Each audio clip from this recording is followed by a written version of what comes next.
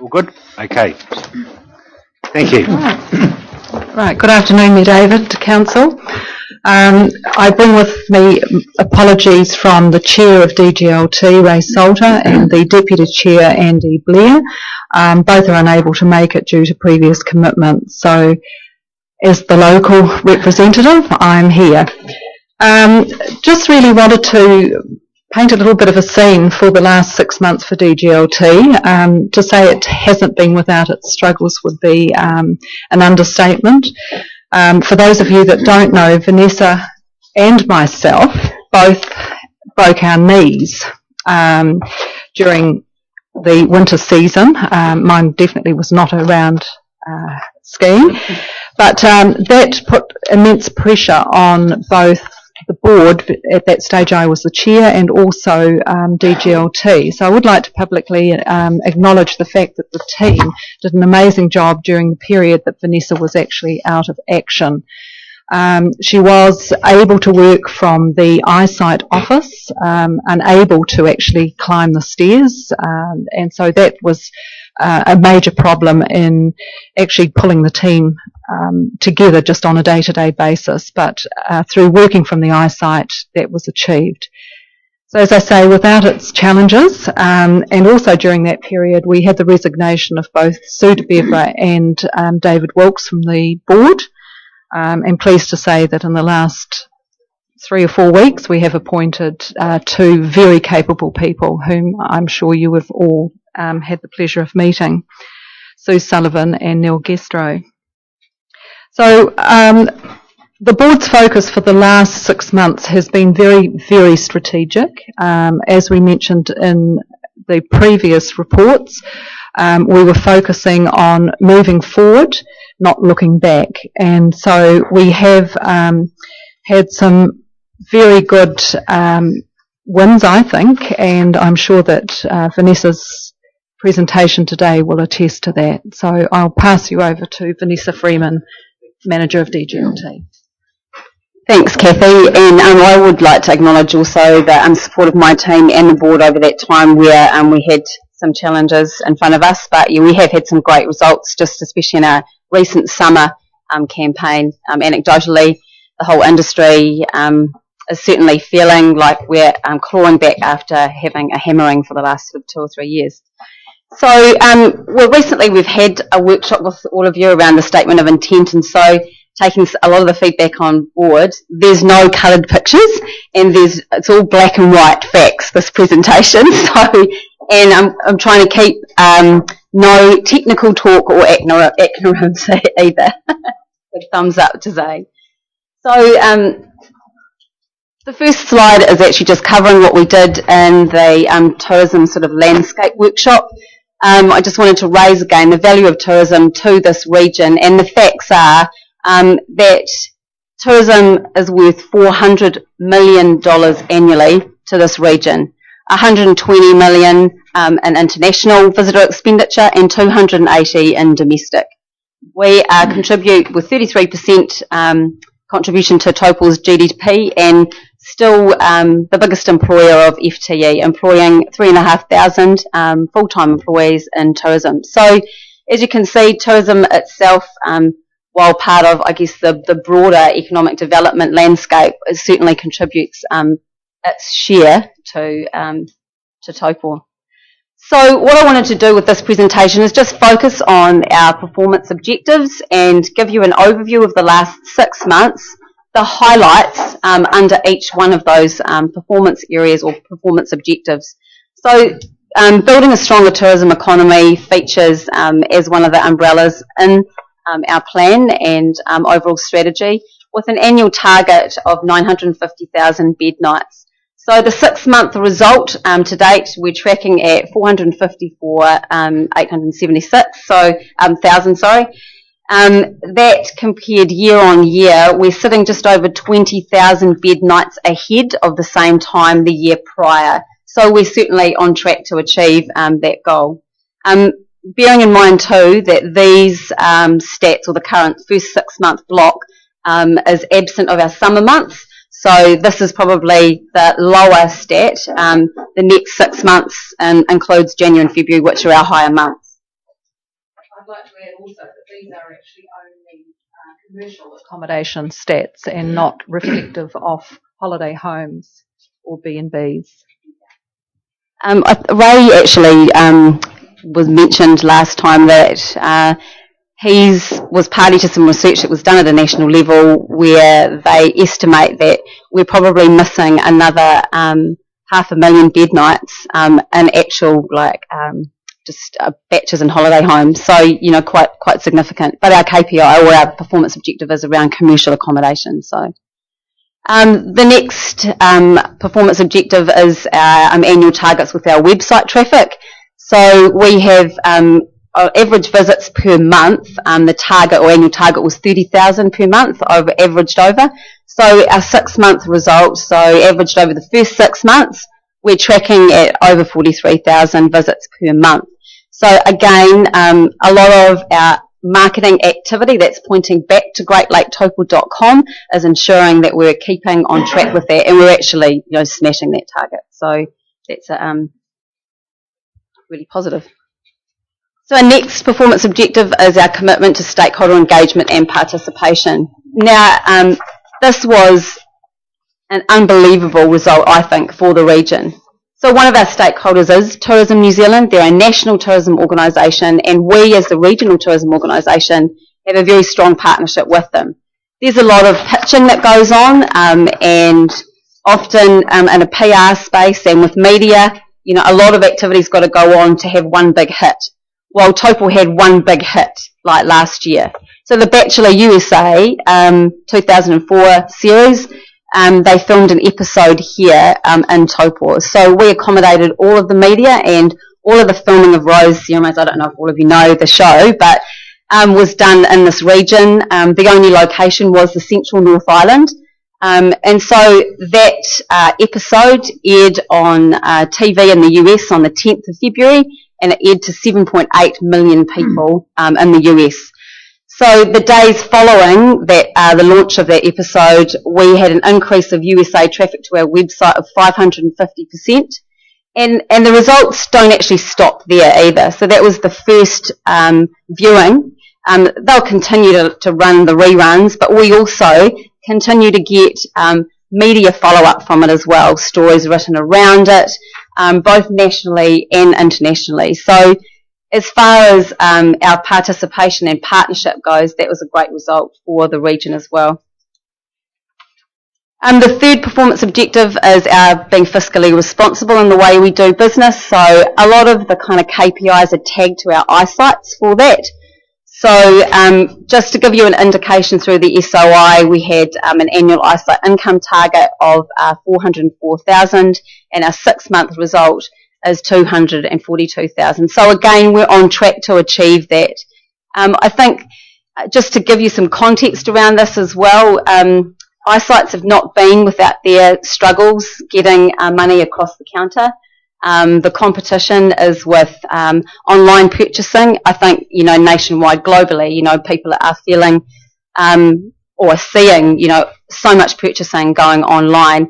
Hence, like our continued investment with greatlaketaupo.com. So our eyesights, though, are a big part of what we offer to our visitors and the quality experience to our visitors. I mean, we have over 250,000 people come through Taupo Eyesight alone, and where would those 250,000 people go that visit our town if they didn't have that shop front to come to? So they do an amazing job. They're a big part of our portfolio, and we've focused on cost efficiencies.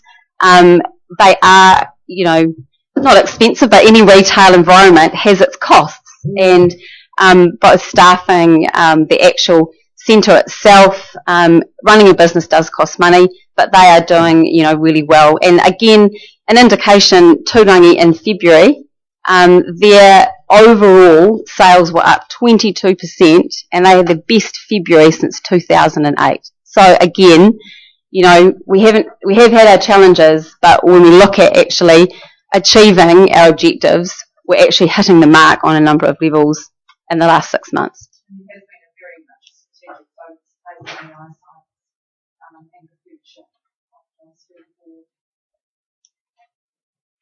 In the last, when I first came on board, we did reset our strategy, so we're continuing to deliver it and really harness nature's ultimate playground as our byline. It's worked really well, both in the domestic and international space. So, we're continuing to use that platform in all of our marketing, and that's including the online space. And I just wanted to, not that I wanted to dive into deep detail around the digital space, because I know that as soon as we talk SEO and PPC, like everyone's eyes just glaze over.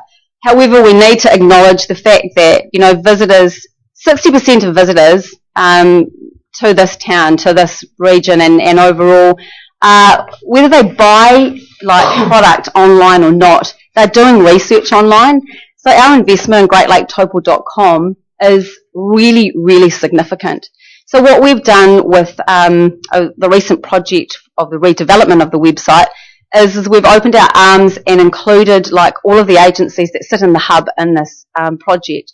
So our retail sector, our events team, or our events full stop, calendar, everything, economic development, plus the destination marketing, all is happening on this one landing environment. And so I just want to be really clear about, while the investment, the actual dollars spending come out of DGLT's budget, we are investing for the wider region. And so that greatlaketaupo.com landing environment is for the wider region and anyone who wants to visit, invest, stay, return. So, I'm sure you all know people that have come and visited this region and returned to live and invest. We have a lot of immigrants from other regions coming in. So, yeah, it's while it may seem like a large investment, I can say that destination marketing organisations around the world are spending up to 80% of their overall marketing budget in the online space. So that's just to give you some context of why we're putting such an emphasis in that area. I get the last thing that I wanted to talk about was I attended the Tourism 2025 National Framework launch yesterday in Auckland.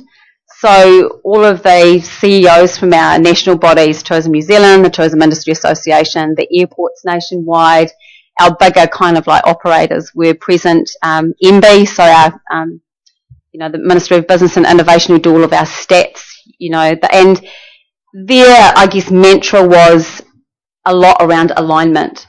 While everybody has different ideas about how money should be spent, Martin Snedden's big play was, when our thinking is aligned, there's so much more power in that than a lot of fragmentation. So his challenge back to the industry, and just pushed it out, was that if we do align our thinking and we all sit together, we're going to achieve a hell of a lot more than if we do sit in silos.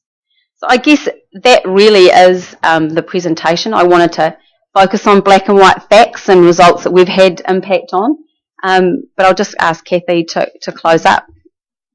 Okay, well, it was an interesting, with this tourism framework, Tourism New Zealand is acknowledged as being the marketing arm for New Zealand, but we all know, particularly from local government, that it is the local government's infrastructure and the businesses within those communities that actually are the tourism industry.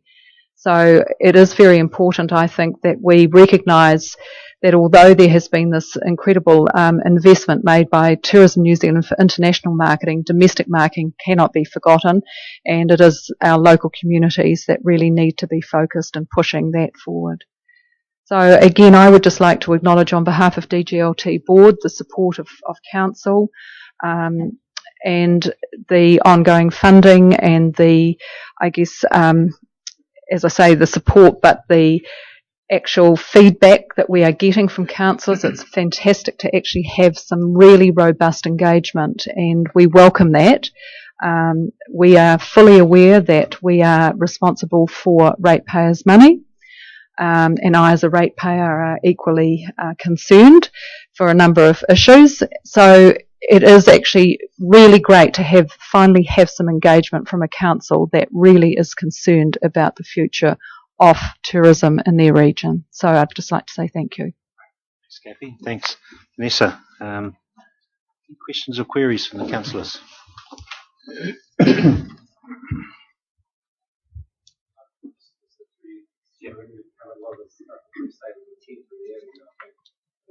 Oh, actually, sorry, I forgot to say, I just take that my report has been read because that's covered a lot of the stuff that we've workshopped and like the drilling down into the details. So I do have one question that we haven't discussed.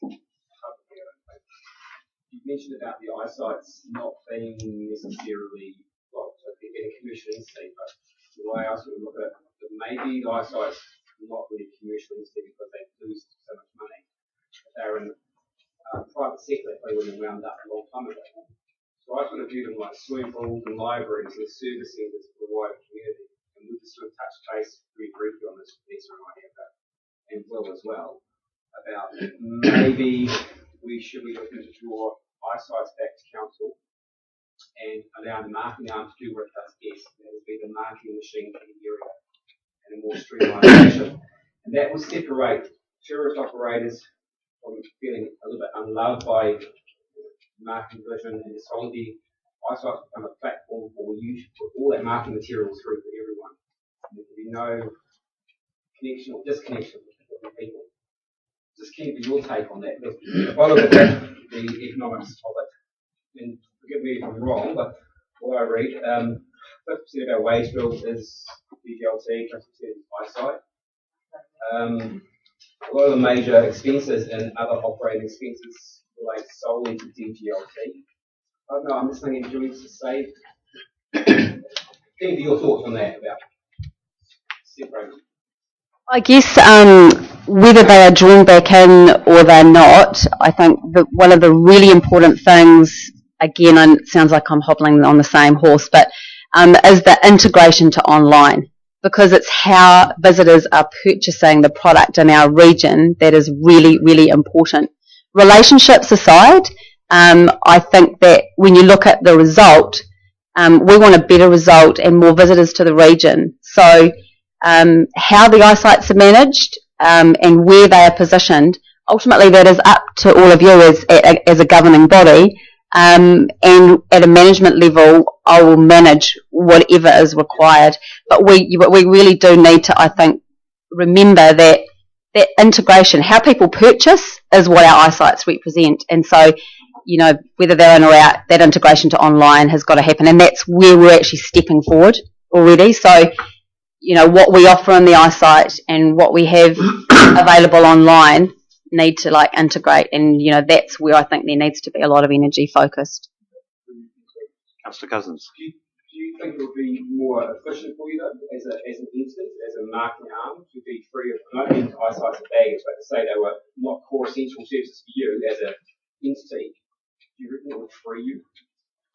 I think again, there are models nationwide too, so some RTOs have their eyesight, some don't. Freeing up, there's opportunities for both. Yeah. So if we continue to have the eyesights in the destination marketing portfolio, the integration to online is a lot easier. And I think, again, back to alignment of thinking, it would be a lot easier to sort of make that traction quicker.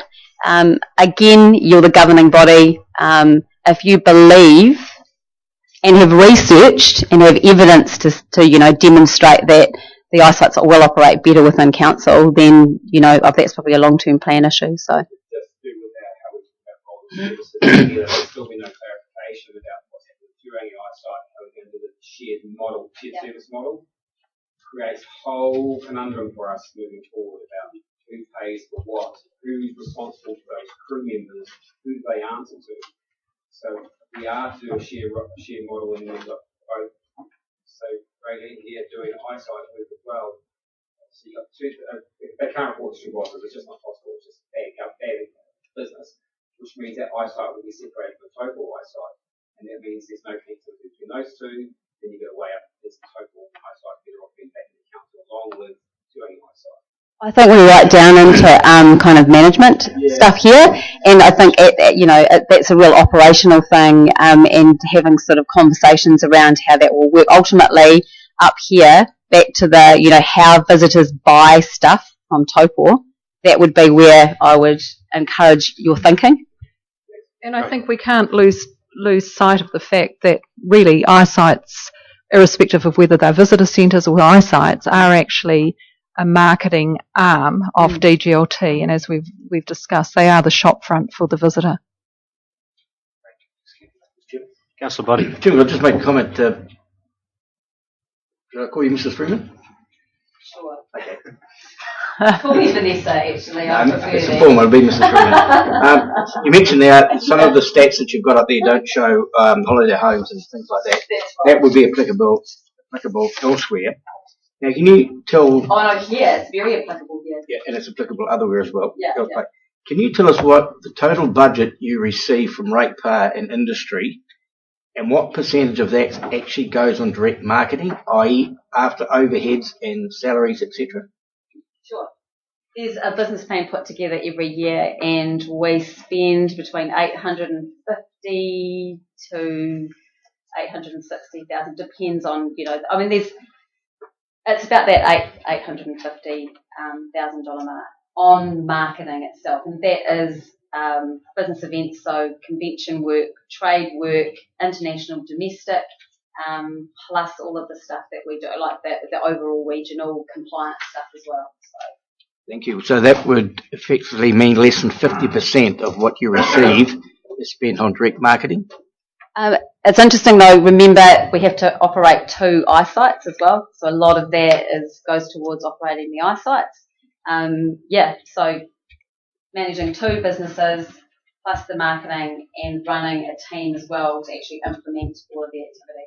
We've just had the Price Waterhouse report, which we've all been through, and when we looked at the back of that, and it said some of the alternatives that we had in regards of the way we do things, and I think I had a bit of a disagreement with Mr. Samuel in regards of when we looked at that, it really was talking about outsourcing. Now, I've spoken to you about the website.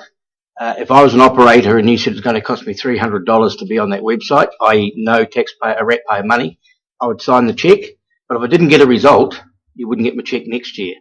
I've also raised that same issue in the annual plan of last year in regards of your wedding site. I said very clearly, and I still stand by it, that if you're going to advertise a wedding site or a wedding venue, you should be doing it, not the ratepayers. So I'd just like a little bit of feedback on that. Thank you. Sure, and that is the model that we're working towards, exactly what you're talking about. So again, like I've said, greatlaketaupo.com is a regional investment. It's the online environment for the region. And like you've spoken about, John, if there are advertisers that are not getting a return on investment, then they have the option to pull out. But we're certainly working towards that model, but also being representation for the whole region, not just the visitors. So, Your Worship, when we do our deliberations on the annual plan, if we decided to take X off your budget, you wouldn't worry about that because you're going to go out to the market and ask them to pay. I'd like to answer that. I think one of the things that we need to take into account is how individual businesses, and we did discuss this during the course of the SOI discussion, how each of the individual businesses, and we have some large ones and large chains here in Taupo, both accommodators and activity operators, who are contributing greatly to the marketing of this destination. And I think if you dilute, there's always somewhere else that money can be spent. And I think that's what the board has identified, Councillor Boddy, is that we do not necessarily agree with some of that. And you've highlighted weddings as a classic example. I feel, and on behalf of the board, that, that is something that potentially individual businesses should be doing, and that should not be labelled as something that DGLT should be taking part in. Thank you. The one thing that I would like to acknowledge though is thank you, John, for raising that and being honest about that it has sat as a white elephant in the room. But what I will say though too is again yesterday, our heads at the national level were saying that we have had a hammering tourism in the last 3 or 4 years. This is the time where people need to be brave and continue to invest, because it will pay back dividends. We're seeing bounce back in, the international market, Plus, we've had some really good results in domestic. So I'd just like to leave you with that, because Kathy's correct. You know, you can pick up money and rob Peter to pay Paul, but, you know, you saw the stat that went up on the screen at the beginning of the presentation. Tourism is worth $400 million to this region, and I'd just like to leave you with that.